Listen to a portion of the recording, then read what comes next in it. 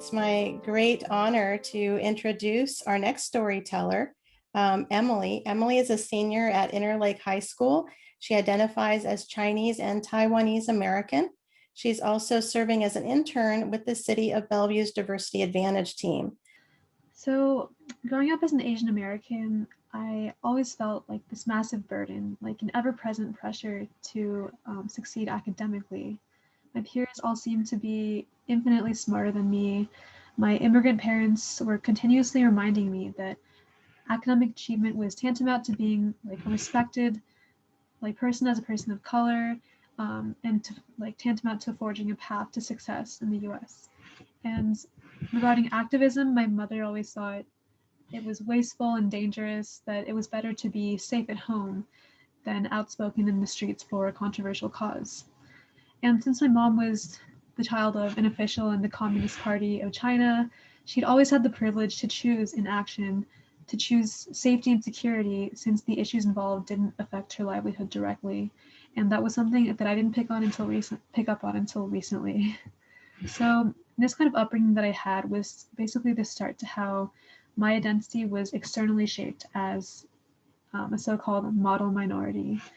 So according to Learning for Justice, the model minority myth perpetuates a narrative in which Asian American children are whiz kids or musical geniuses. And within this myth, there's tiger moms who force children to work harder and be better than everyone else, while nerdy, effeminate dads hold prestigious but not quite leadership positions in STEM industries like medicine and accounting. This myth also characterizes Asian Americans as just generally a polite, law-abiding group who have achieved a higher level of success than the general population through some combination of innate talent and pull yourselves up by the bootstraps immigrant striving. So does this sound familiar to you? And back to my dad. So he thought sports to also be wasteful and dangerous, having been injured decades ago as a pole vaulter. So I vividly remember being 12 years old and bumbling through my first ever online Pilates workout. Um, Kudos to you if you know who Blog Pilates is. And while I was doing this, he shook his head, saying that I should be studying because that's where I was going to make money later on. And besides that, I was built to have a plumper figure than most other kids. So although I realize my parents' belief in these sorts of fixed circumstances is can like these limited circumstances can somewhat be true, I gradually recognized the shortcomings of their argument as I decided to continue pursuing online fitness and ended up joining cross country and befriending teammates on there. So um, in my freshman and sophomore year, especially when I encountered perceived failure in races that didn't go too well, I deflected the cause to circumstances that I couldn't change about myself, like luck, like talent, just what my body was capable of innately, rather than taking responsibility for habits that I could impact, like showing up to practice every day or like choosing to do like an extra loop. So I realized that my final results were much less from my fixed abilities, but rather from the developed practice skills that I gained and asking myself and always being sure to reflect what I was capable of improving. So along with a growth mindset, cross country helped me understand the importance of inclusivity. So as someone who was in the gifted program for several years, I got to meet people who fell outside of this bubble and people who weren't like the usual stereotype that I'd grown accustomed to making friends with. Um, so I'm actually third from left here, and the person to the right of me um, is one of the half Asian pair of twins on the team who introduced me to political advocacy. And this looked like delivering campaign materials to doorsteps, joining clubs like the Green Team, or going out and marching for causes they cared about. And with their insight, I began to view new concepts with curiosity instead of distrust, by doing my research instead of shying away.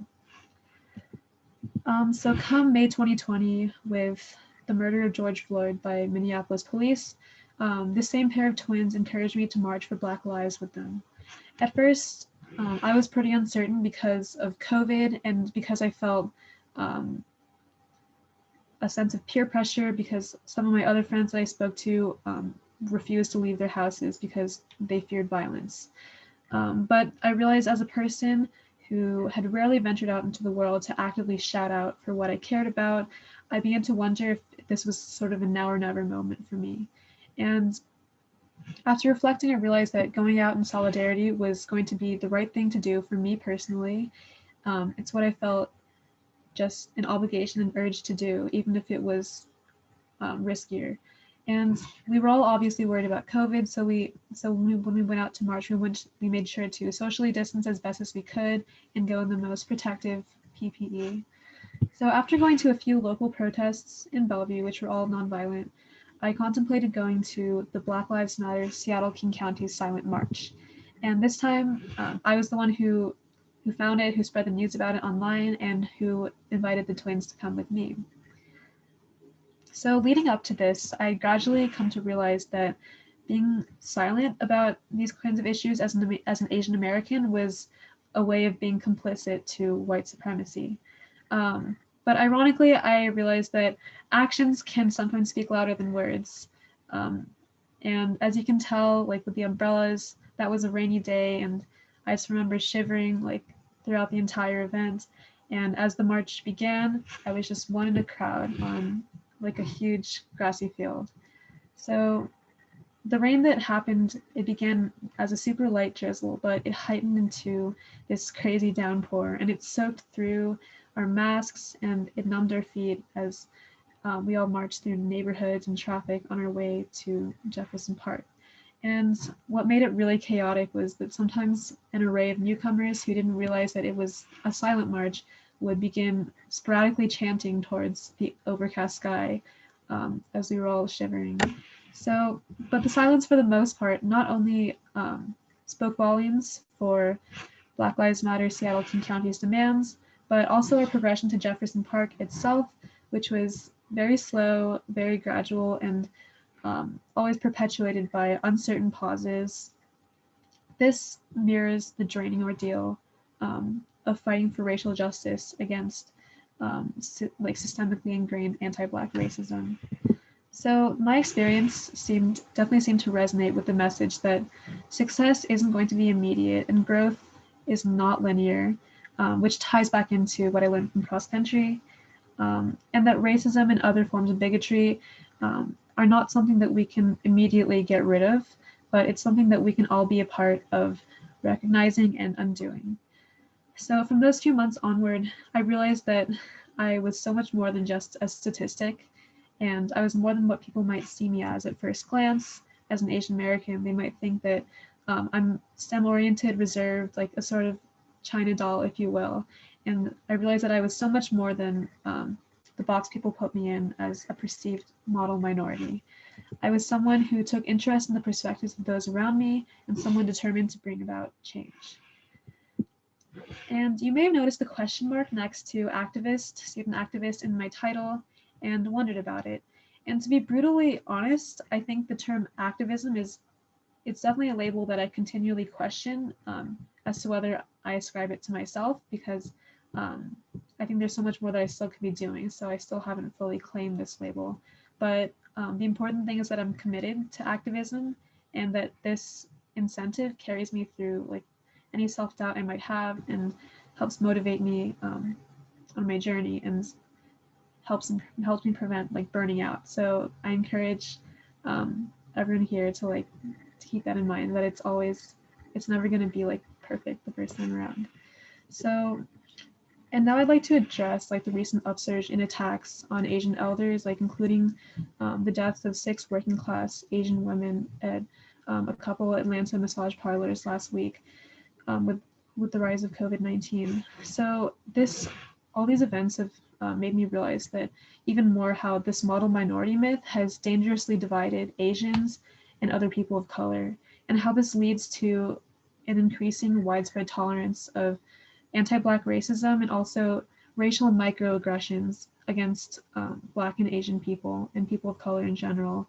And these microaggressions can include like saying the N-word as a non-Black person or like making or seeing someone who's Asian and asking them to help you with their math or science homework because you assume that they're good at it because they're Asian, or saying something that is racist, but claiming that you're not racist because you have friends who are people of color, family who are people of color.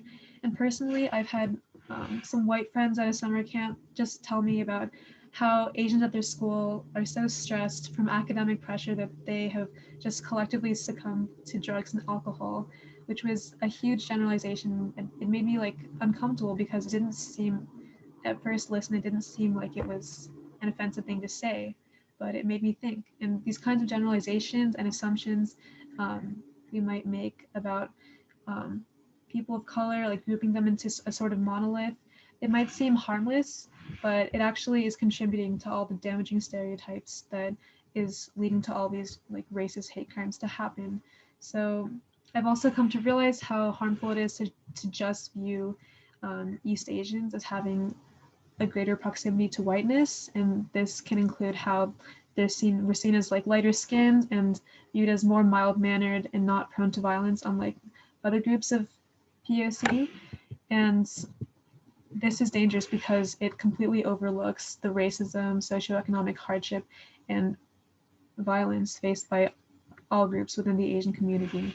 And so to bridge it back to Black Lives Matter, I've come to realize that this model minority, it also invalidates Black struggles by suggesting that Black people don't work hard enough. But in truth, for all Black and Indigenous people of color, there's always going to be more obstacles and more pressure to work harder in pursuit of prosperity.